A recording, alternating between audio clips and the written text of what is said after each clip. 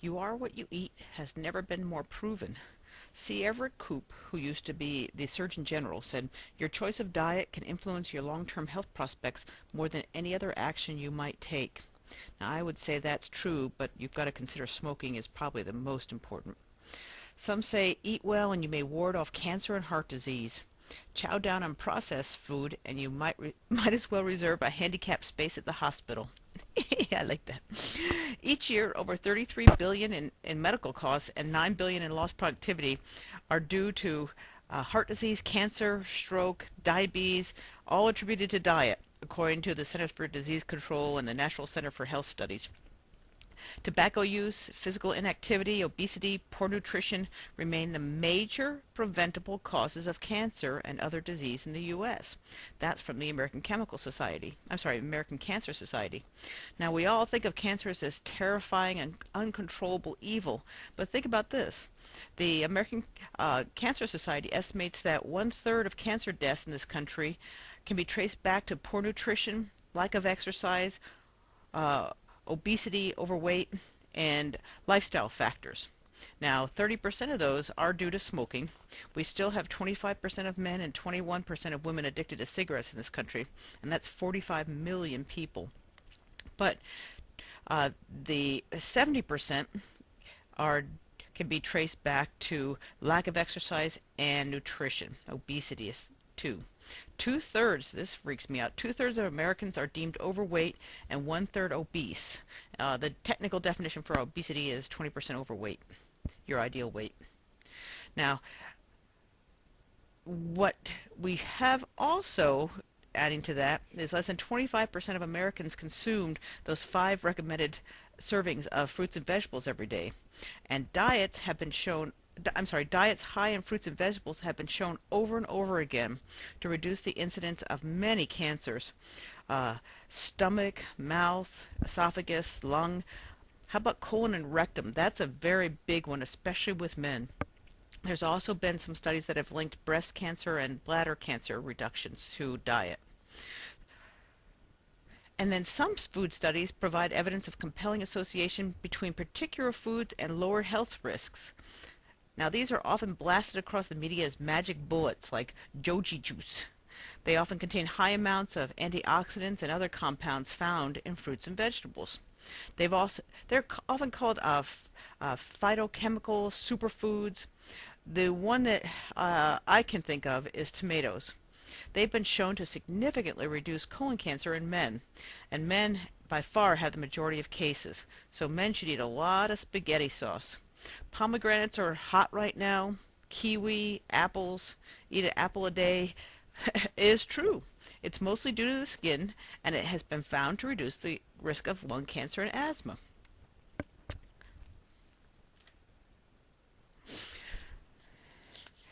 Another different problem exists across the world, though. The countries that are in the salmon color experience chronic food supply shortfalls and require exceptional assistance. This is from the United Nations. It is year 2000, and it shows that 800 million people are chronically undernourished.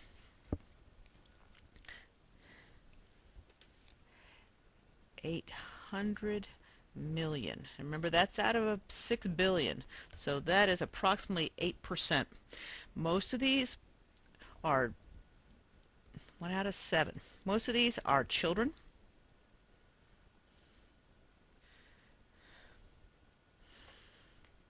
and 99.9% of this occurs in underdeveloped countries.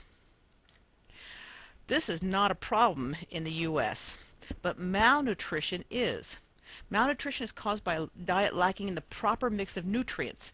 Even though you get enough calories, perhaps the energy content is adequate. Undernourishment means you don't get enough calorie intake. Okay, there are cases of malnutrition and undernutrition people in the U.S. Nearly 55% of the population is up to 40% over their ideal weights. That's the numbers I quoted before of 2/3 of the Americans are deemed overweight.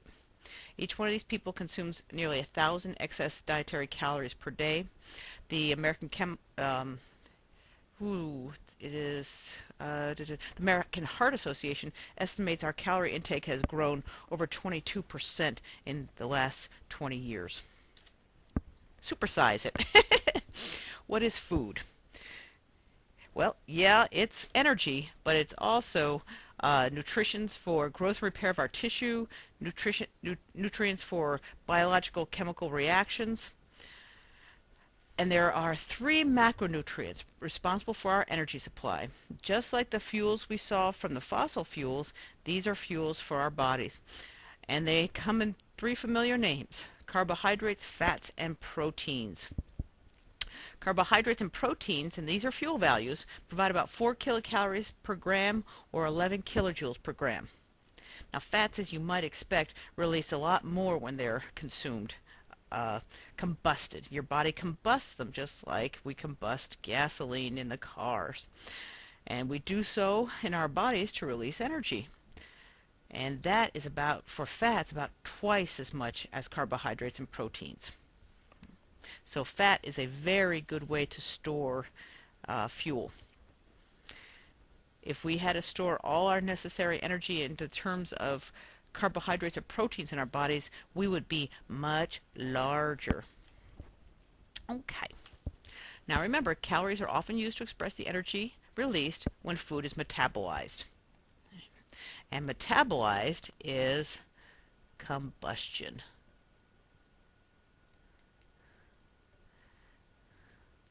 of these macronutrients in oxygen. Where do we get the oxygen? We breathe it in, of course. 1 calorie is the amount of energy required by definition to raise the temperature of 1 gram of water by 1 degree C. You might have even heard that. This is a very small quantity of energy, so we usually use about 1,000 of them. Kilocalories, and we often write this as a capital C. And that's what we see on food labels.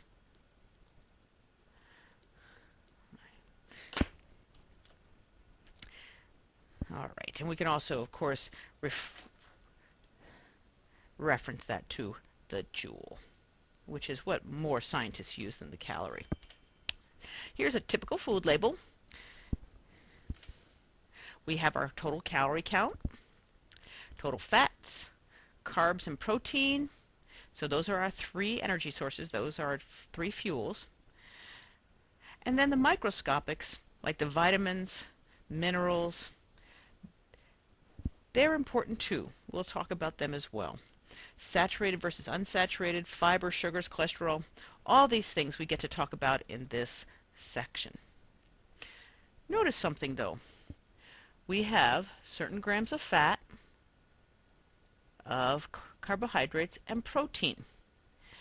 If we use those fuel values that I gave you on the previous page, we can come up with the total calories. This is capital, it's kilocalories. So let's do it. All right.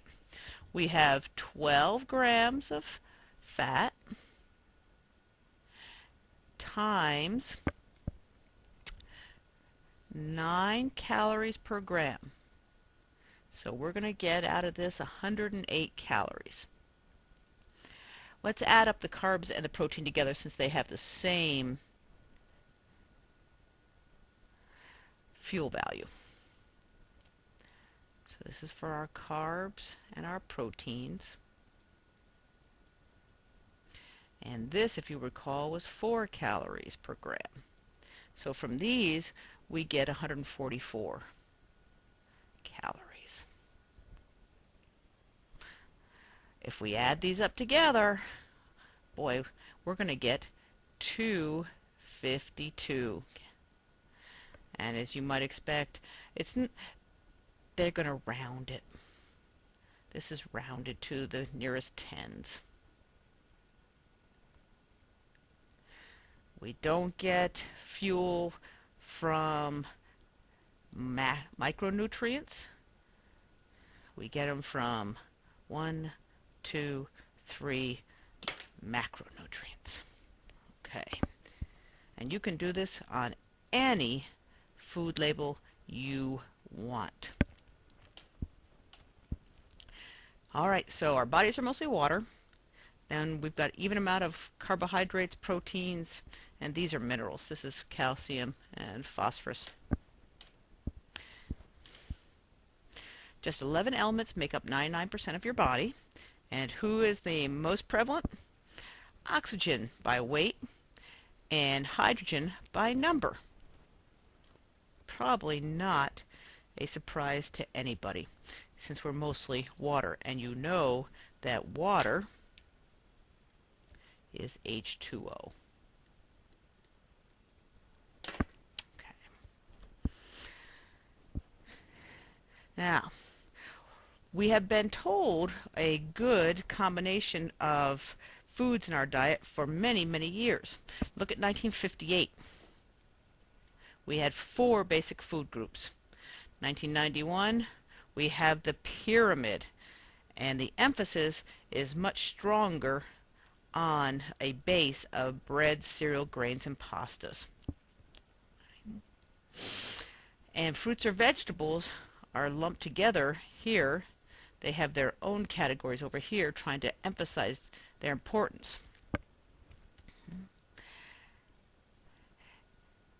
And then this has also been separated out because they want you to understand that these must be used sparingly, that your body does not need a lot of those.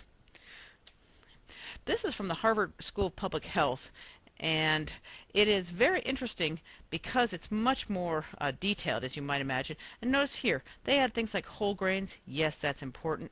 Plant oils, and these become, the wider the segment, the more important. And look what they put at the bottom: daily exercise and weight control.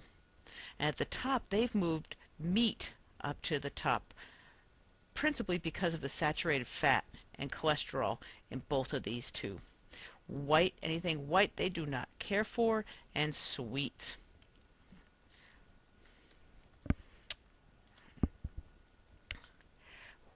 All right, the BMI now is HEP and happening for determining whether you're healthy or not.